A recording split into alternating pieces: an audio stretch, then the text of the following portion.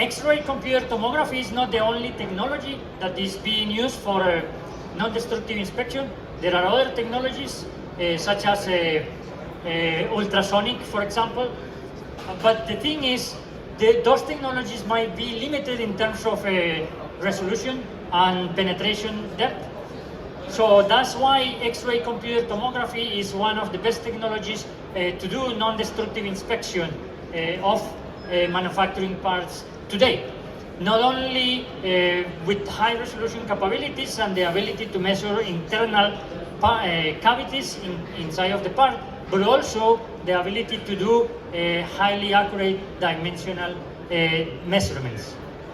From the several types of X-ray computer tomography technologies, there are micro-CT technologies, nano-CT technologies, and even in the high-energy laboratories, the synchrotron CT. For dimensional metrology, though, the micro-CT is the most being used today, and a little bit of a nano-CT, which is the main topic of my presentation today. To give you a little bit of background, I'm going to explain the differences between the traditional micro-CT systems and the systems that we call X-ray microscopes. The classical system, the micro-CT, is basically an X-ray source, a detector, and a rotational stage to place the part. It's quite simple, and people use that for non-destructive inspection and for metrology. A little more advanced technology is the X-ray microscopes, and the difference is that they add something that adds optical magnification. In the classical micro-CT, we basically rely on geometrical magnification. For the X-ray microscopes, then we have the ability to zoom in into sections of the part to generate images at higher resolution. And that's because we are combining the geometrical magnification with the optical magnification. We have a set of lenses that you can switch between one and the next to get a higher resolution in smaller fields of view. And to give you a practical example of application, I imagine you have an electronic device, as a smartphone, and you want to inspect the inside. This is an example how you, using those lenses, could inspect the circuit board inside of the smartphone. And if you want images at high resolution, you could zoom in and then see if there is any kind of porosity or the connection of the vias, and see if there are any structural damages between the different layers of the circuit board. If you want to check a different region of interest in this device, now we can go and check the camera device, for example, and check all kind of assembly. Do an assembly analysis in this case, how the different lenses are fitting together, and you can even do some dimensional measurements here and check the thickness of the different gaps, which is very important to improve the quality image of the camera of these smartphone devices. And another region of interest that you could check is the inspection of the battery, which is a very hot topic nowadays. And you can check for any kind of degradation into the battery after several cycles of charging and discharging to see delamination or degradation of the particles. So this is a really nice example for X-ray microscopy that is doing 3D imaging. But the question here, at least for this presentation, is, okay, yes, this is beautiful, we have nice images, but can we do dimensional measurements? And the question might sound pretty easy for someone that doesn't know the tips of dimensional metrology and the requirements. Someone could say, yeah, actually I see a scale bar here that says 2.4. I can do dimensional measurements.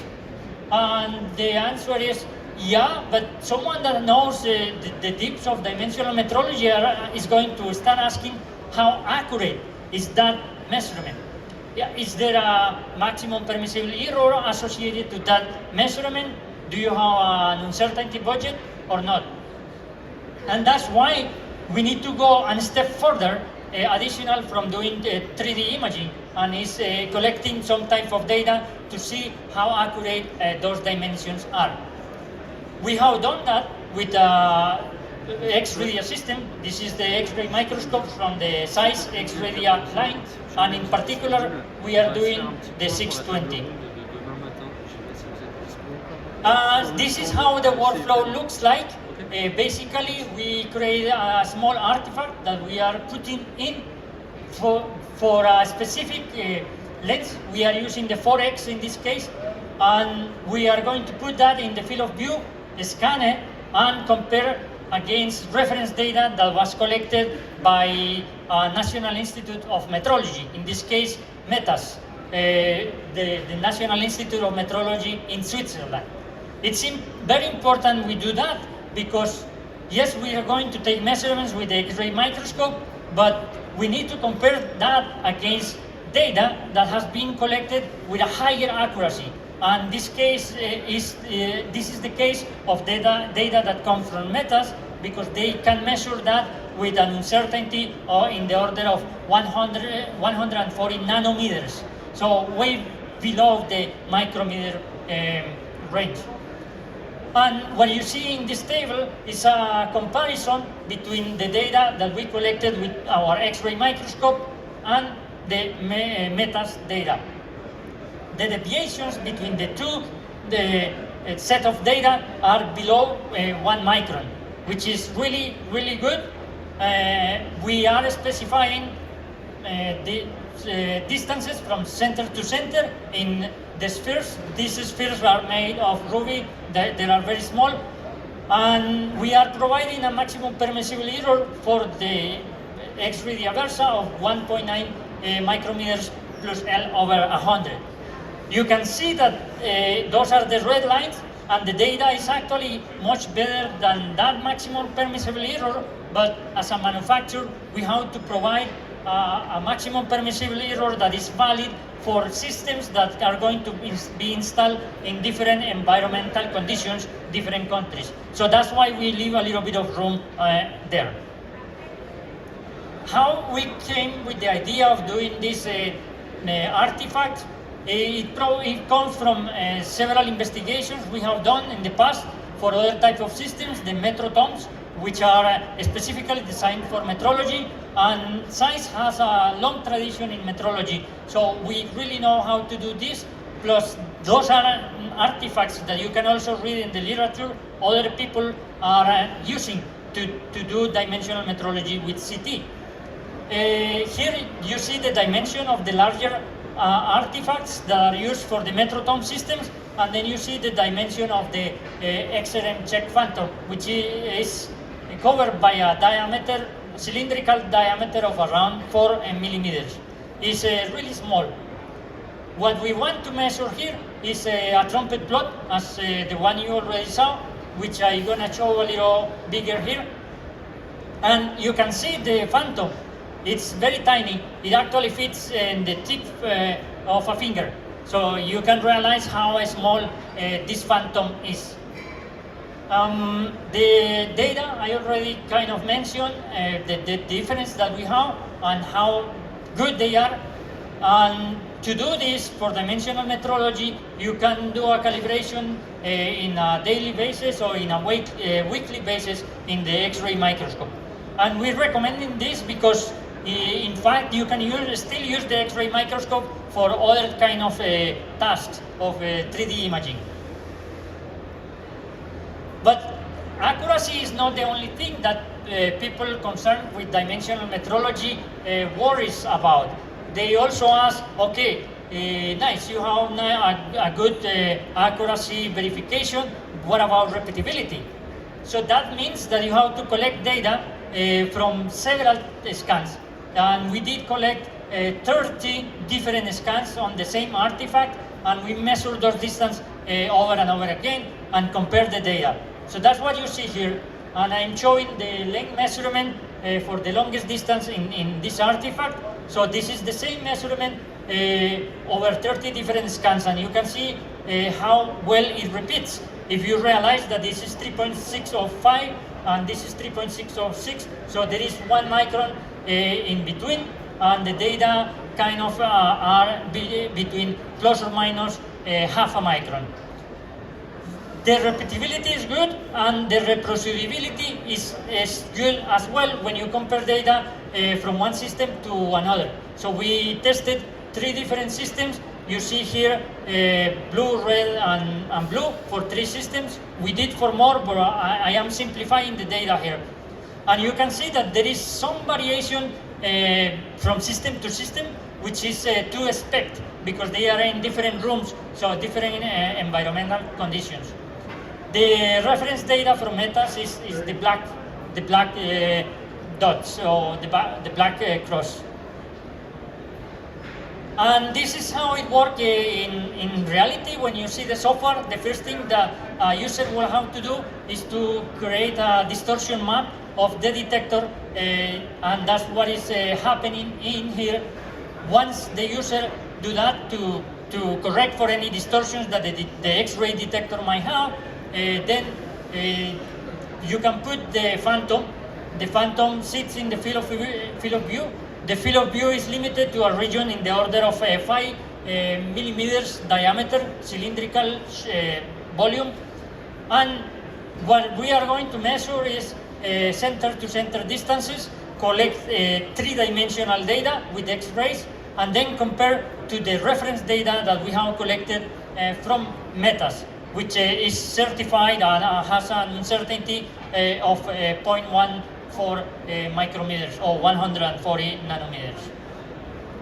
So the data used now, metrology software, is Calypso from SAIS, and that is going to do the comparisons, collect all the data, and then create a plot.